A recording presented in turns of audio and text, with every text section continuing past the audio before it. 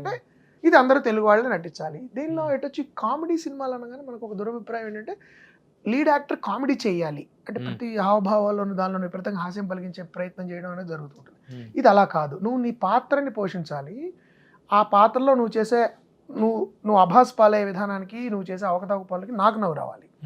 నువ్వు నన్ను నవ్వించడానికి ప్రయత్నించకూడదు, నీ గొడవలో నువ్వు ఉండాలి. నీ గొడవ చూసి నాకు నవ్వు రావాలి. అలాంటి పాత్ర అది అర్థం చేసుకుని నటించేవాడు నాకు కావాలి. అనవసరంగా డెస్పరేట్ అయిపోయి కామెడీ ప్రతిదానికి మొహం ఇలా పెట్టి అలా పెట్టి పంచిళ్ళు వస్తున్నాయి లేదా అని టెన్షన్ పడిపోయే వ్యక్తి కాదు. నాకు దర్శిలో ఆ నమ్మకం కలిగింది అతను చూసినప్పుడు.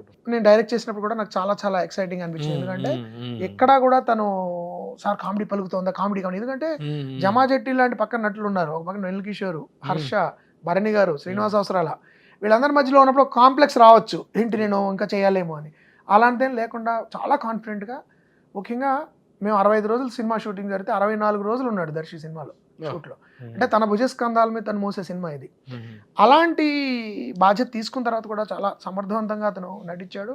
Excellent performance. ఆ కామెడీని కూడా ఒక కొత్త రకంగా, డెస్పరేట్ కామెడీ, చీప్ కామెడీలా కాకుండా డైలాగ్స్కి న్యాయం చేస్తూ చాలా బాగా చేశాడు. So I'm very correct choice అని నాకు తీసిన తర్వాత అనిపించింది ఎక్కువ.